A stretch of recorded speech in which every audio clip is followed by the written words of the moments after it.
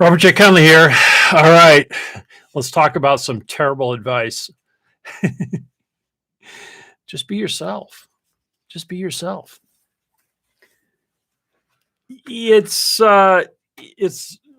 it terrible advice? Not always. And yes, you do need to be your authentic self, but this is more about behaviors, and it's focused on things that intuitives, not all intuitives, but so there's a cross, even within intuitives, there's a spectrum. There are all kinds of things that are true, not true.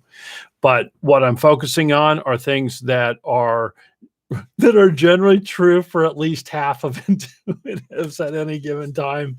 So I'm going to talk about just some suggestions for dealing with others and dealing especially with non-intuitives.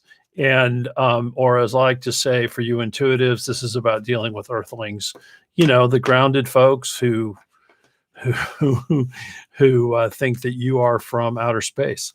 So I don't know if these are in no particular order. They're just helpful things. And so the first thing is take a breath. Take a breath. Take a breath before making a big purchase. Take a breath before a bold move. Just build that pause into your life. And what some intuitives think they do in taking a breath is they take a gasp and then they plow ahead anyway. So when I say take a breath, I mean come up for some real genuine air, calm yourself down, think through, just pause. So that's number one. And the next one is very closely related, and that is to pause before thinking. Hey,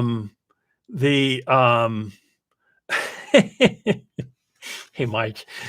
So anyway, so pause before thinking and remind yourself that your vision, your idealizations, your intuition does at some point, for it to be productive, it needs to meet with reality. And so remember that distinction. When taking the pause, ask yourself, am I dealing with someone who can clarify my thinking, who can help move my vision forward? Or am I dealing with someone who just tells me I'm nuts, I'm whatever, it's almost like a personal attack, as opposed to applying analysis to an intuitive insight. And so take the pause, ask the question. And if there is productivity to come from speaking your vision out loud, and to then get feedback, if there is productivity to be had from engaging that person, by all means have it.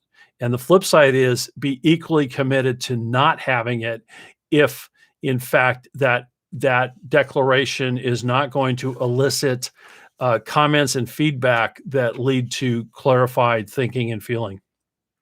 All right. Next thing, as intuitives are, as a group, inherently going to be prone to glossing over details. For the most part, intuitives are not strong at logistics. And so you need to have people on your team, in your life, who are good with logistics. And here's the thing. The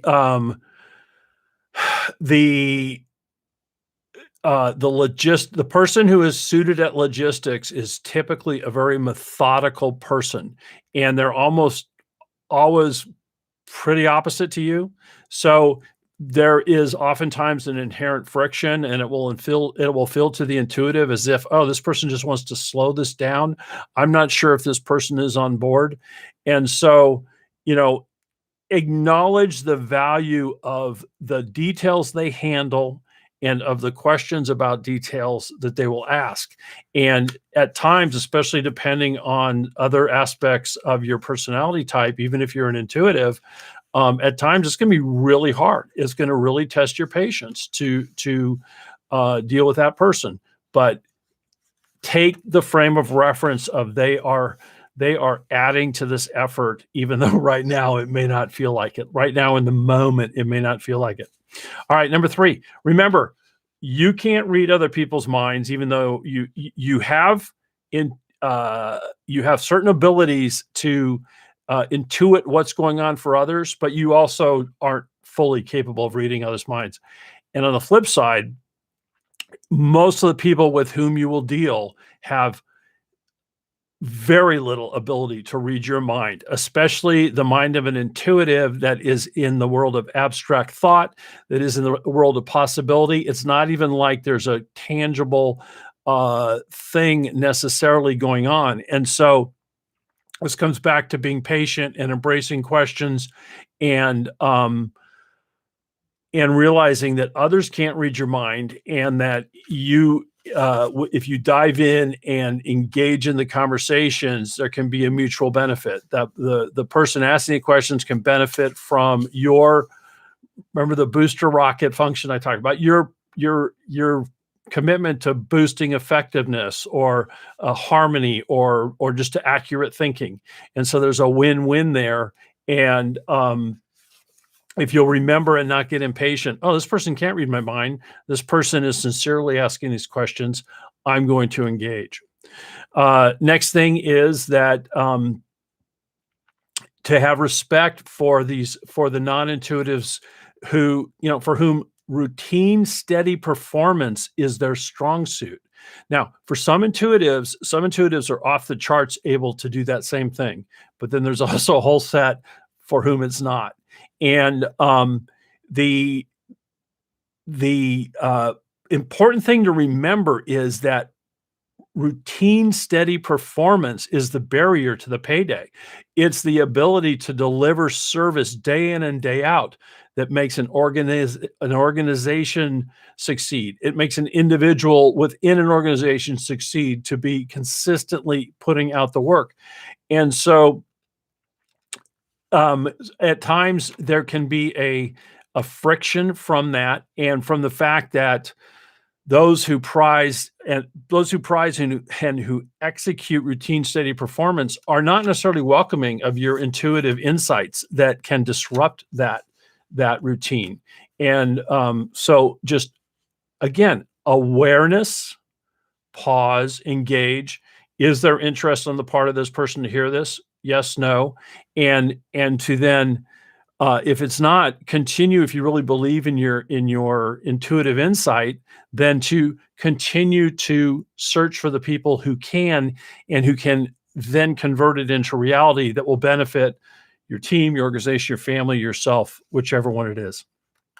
Next one, some intuitives love, and some non-intuitives. So this isn't necessarily pure intuitive, non-intuitive, but the issue of spontaneity. There are a whole set of folks out there who have no interest in spontaneity.